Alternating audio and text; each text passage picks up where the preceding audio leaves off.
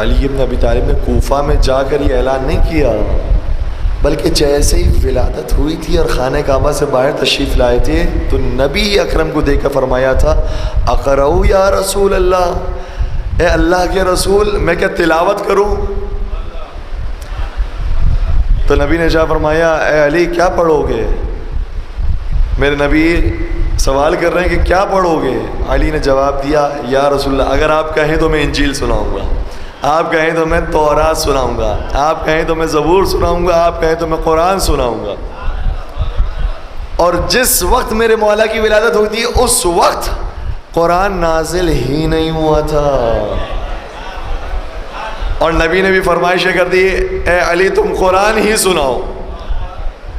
تو قرآن کی کس سورہ کی تلاوت کی؟ فرمایا لگے سورہ مومنون کا آغاز کیا، بسم اللہ الرحمن الرحیم قد افلح المؤمنون، اللہ کے نام سے شروع کرتا ہوں جو رحمان و رحیم ہے، یقیناً مؤمنین فلاح پا گئے۔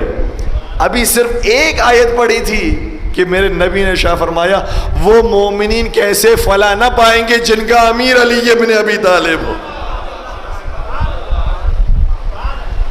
اور اس کے بعد پھر پورے سورہ کی تلاوت فرمائی۔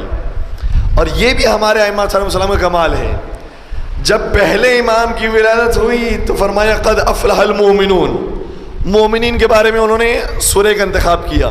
اور جب ہمارے آخری سرکار کی ولادت ہوئی تو اس وقت جس آیت کا انہوں نے انتخاب کیا ہے وہ یہ ہے وَيُرِيدُونَ لِيُطْفِئُوا نُورَ اللَّهِ بِأَفْوَاهِهِمْ، لوگ یہ چاہتے ہیں کہ اللہ کے نور کو اپنی پھوکوں سے بجھا دیں، لیکن اللہ کا نور بجھنے والا نہیں ہے، چاہے یہ بات کافروں کو کتنی ہی ناگوار کیوں نہ گزرے۔ اس کا مطلب یہ ہوا کہ جو امیر کائنات ہیں وہ مومنین کی آیت کی تلاوت کرتے ہیں، اور جو آخری ہمارے امام ہیں وہ نور خدا کی آیت کی تلاوت کرتے ہیں۔ انہوں نے جس آیت کی تلاوت کی وہ اپنے ماحول کے اعتبار سے تھی، اور آخری امام نے جس آیت کی تلاوت کی وہ اپنے حالات کے حساب سے۔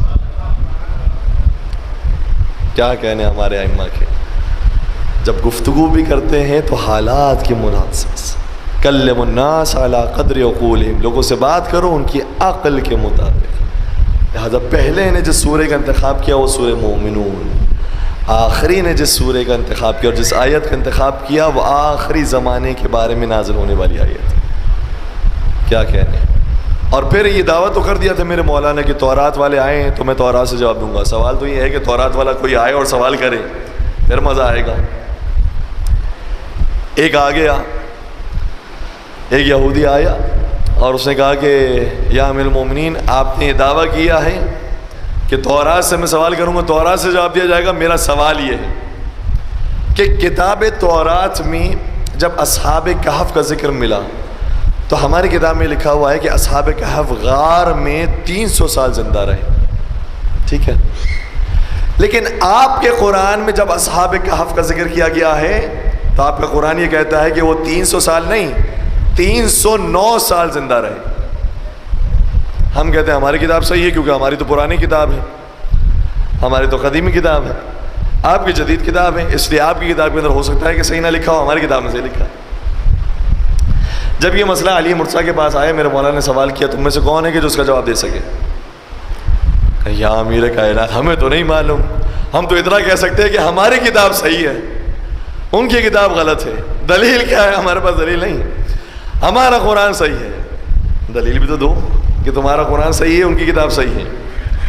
جب کوئی جواب نہ دے سکا اس وقت علی ابن ابی طالب نے شاہ فرمایا، اور عجیب فقرہ شاہ فرمایا ہمارا قرآن بھی صحیح ہے اس کی تورات بھی صحیح ہے۔ کہ یہ کیسے ہو سکتا ہے؟ وہاں تو 300 سال لکھا ہے، ہماری کتاب میں 309 سال سے لکھا ہے، یہ کیسے ہو سکتا ہے؟